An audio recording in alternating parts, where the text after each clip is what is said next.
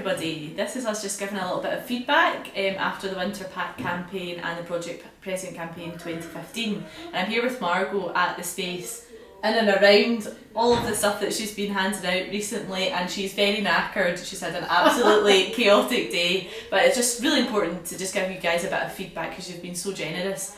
So I just wanted to start and say hello Margo, and just tell us a bit about how it's gone with the winter packs and the Project Presents this year. It has been quite unbelievable. It has been breathtaking, it has been overwhelming, it has been humbling. We have witnessed the generosity and the goodness and the compassion and the love that people have for the stranger. It has been awesome, absolutely awesome.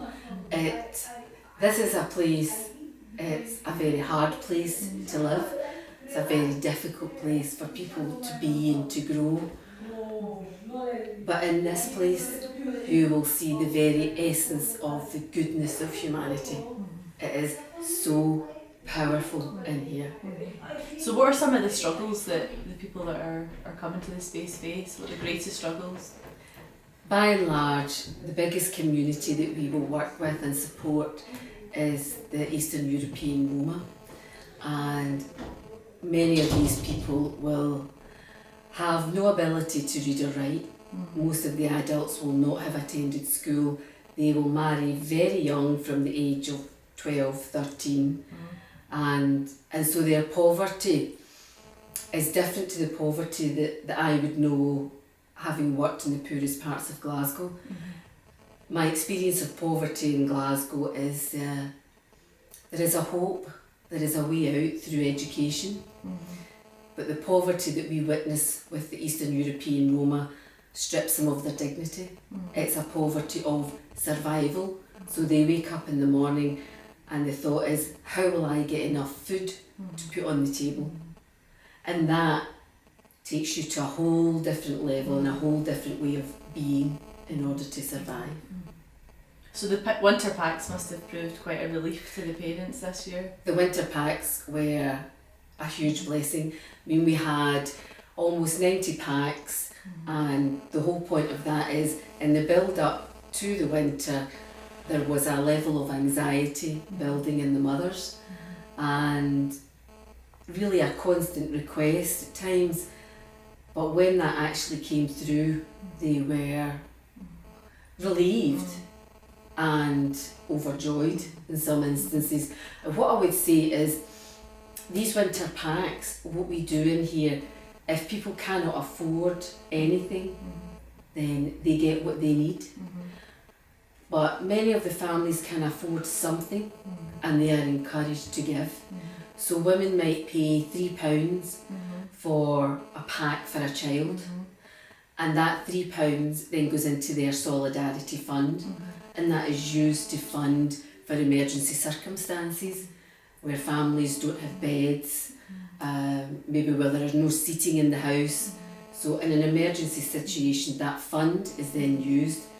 So the community is then helping to sustain and it themselves. empowers them and gives them back some dignity to think that they can help. The difference in these women when they pay is huge, because they will come in and, like any woman, all of a sudden they're paying, so they're in control, and it's I'm looking for this, I'm looking for that, and they have their orders then, and it is a joy to see that transformation. That's great. Because it is a transformation. Yeah. And lastly, on the winter packs, can you just tell us a little bit more about the types of accommodation most of the folks that use the space are living in? Govanhill as an area is where a lot of the migrant population in Glasgow will originally arrive at. Partly because there's so many private lets. There's about 2,500 private lets. Within this community, there is a huge issue with rogue landlords. We know that, and a lot of the housing is the private let housing. There are a lot of issues with it being substandard. So they're presumably cold and not always Oh, heated. absolutely. I mean, there's issues all around utilities with heating, in terms of operating the meters. What you'll find is that these people will use these key cards, prepayment meters, and that is the most expensive tariff. So the poorest of the poor pay more than those that are wealthy and can afford to do a direct debit. Great. And lastly, just a little bit about Project Present. How did it feel to be Santa this year? Or you got a little taster of how knackered Santa and these elves must feel? Santa never had a grotto like ours. I can assure you, never did Santa have a grotto like this. We have to date given 211 children a Santa sack. 211. And like I say, this is a hard place with a lot of good people living in it. Yeah.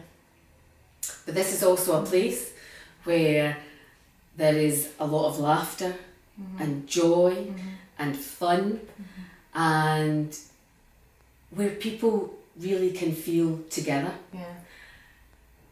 And it is through the generosity, the graciousness and the giving of those that are the stranger that's enabling all of that to happen. So this is because of you. This is because you gave to those you don't know. Yeah, yeah. And a lot of you guys out there who did support were from Govanhill or the surrounding areas, and for me it was a real testament of just really nurturing and the protection and the nurture of our local children who are less fortunate on their own. So I hope that was interesting to you guys. We can't thank you enough for helping us with the winter, especially the winter packs were so expensive, and we appreciate the sacrifice that was for people. And so just thank you for your continued support, and we'll keep you up to date with things that are happening in the future. Bye bye. Thank you.